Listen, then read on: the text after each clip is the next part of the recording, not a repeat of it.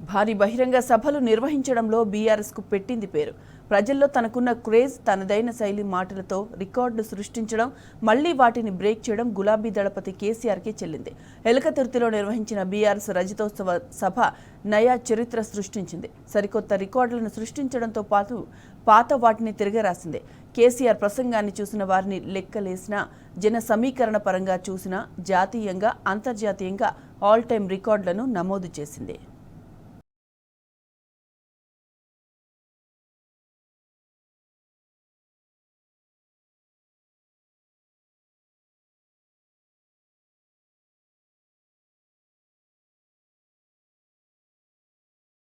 వరంగల్ జిల్లా ఎలకతుర్తిలో ఆదివారం నిర్వహించిన బీఆర్ఎస్ రజతోత్సవ సభ సరికొత్త రికార్డులను సృష్టించింది. దేశ రాజకీయాలను తెలంగాణ వైపు తిప్పడంలో బీఆర్ఎస్ అధినేత, తెలంగాణ తొలి ముఖ్యమంత్రి కేసీఆర్ తనకు తానే సాటి అని ఈ సభతో మరోమారు నిరూపించారు. భారీ బహిరంగ సభలు నిర్వహించడంలో బీఆర్ఎస్ కు సాటి మరెవరూ సాటిలేరని ఈ మహాసభతో మరోసారి తెలిసొచ్చింది. ఇవేమీ అతిశయోక్తులతో చెబుతున్న మాటలు కానే కాదు. అమెరికా నుంచి ఆస్ట్రేలియా వరకు జరిగిన పలు చారిత్రక సభలను తరచి చూసినా, దేశీయంగా ఇందిరాగాంధీ, మోదీ వంటి రాజకీయ ఉద్దండులు నిర్వహించిన భారీ సభలను లెక్కేసినా ఆయా సభల కంటే బీఆర్ఎస్ రజతోత్సవ సభకు ఎక్కువ మంది ప్రజలొచ్చారు. ఏఐ చాట్బాట్లు ప్రధాన మీడియా చెబుతున్న వాస్తవమిది. గ్రోక్, చాట్ జీపీటీ వంటి ఏఐ చాట్బాట్ల అంచనా ప్రకారం సభా ప్రాంగణంలో 15 లక్షల మంది ఉన్నట్టు తెలుస్తున్నది. అయితే ఈ సంఖ్య అంతకంటే ఎక్కువగా ఉంటుందని రాజకీయ విశ్లేషకులు అభిప్రాయపడుతున్నారు.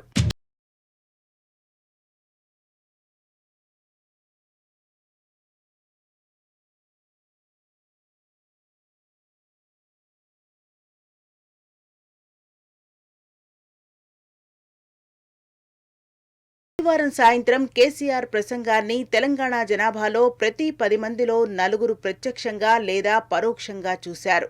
అటు కోట్లాది మంది టీవీలు, డిజిటల్ మీడియా, సోషల్ మీడియా వేదికల ద్వారా లైవ్లో వీక్షించారు.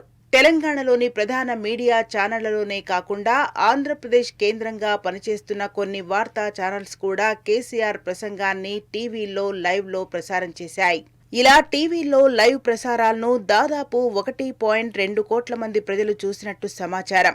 టీ న్యూస్తో పాటు పేరున్న మరో 5 న్యూస్ ఛానల్స్ యూట్యూబ్లో స్ట్రీమింగ్ చేసిన కేసీఆర్ ప్రసంగానికి రియల్ టైమ్ వ్యూస్ 5 లక్షల వరకు వచ్చాయి. అలా మొత్తంగా యూట్యూబుల్లో కేసీఆర్ ప్రసంగాన్ని రియల్ టైంలో దాదాపు 12 లక్షల మంది వీక్షించారు. ప్రధాన ఛానల్స్ కు చెందిన ఎఫ్బీ, ఎక్స్ ఖాతాల్లో మరో 3 లక్షల రియల్ టైమ్ వ్యూస్ వచ్చాయి. ఇలా మొత్తంగా గంటపాటు సాగిన కేసీఆర్ ప్రసంగానికి డిజిటల్ మీడియా, సోషల్ మీడియా ఖాతాల్లోని అన్ని అకౌంట్లలో కలిపి కనీసం 15 లక్షల వరకు రియల్ టైమ్ వ్యూయర్షిప్ వచ్చినట్టు తెలుస్తున్నది. ఇలా మొత్తంగా కేసీఆర్ ప్రసంగాన్ని 1.5 కోట్ల మంది వీక్షించినట్టు గణాంకాల ద్వారా స్పష్టమవుతున్నది.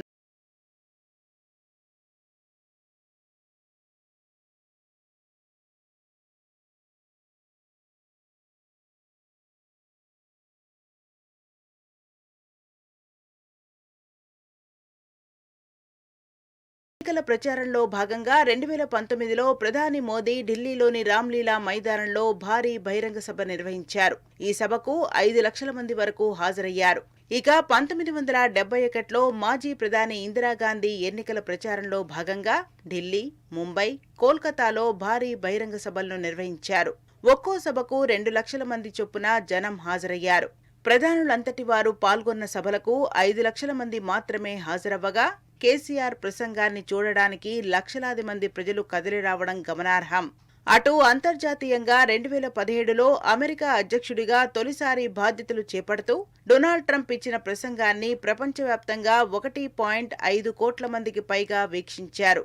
అలాగే తన పదవీ స్వీకార కార్యక్రమానికి 15 లక్షల మంది వచ్చినట్టు ట్రంప్ స్వయంగా తెలిపారు కూడా.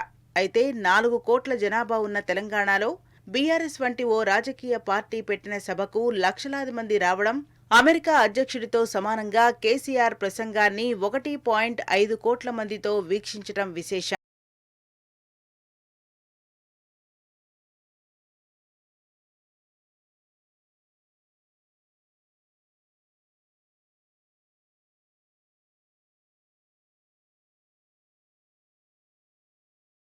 ఈ రజతోత్సవ సభే కాదు, గడిచిన 24 ఏళ్ల ప్రయాణంలో బీఆర్ఎస్ నిర్వహించిన ప్రతి సభకు ప్రజలు బ్రహ్మరథం పట్టారు.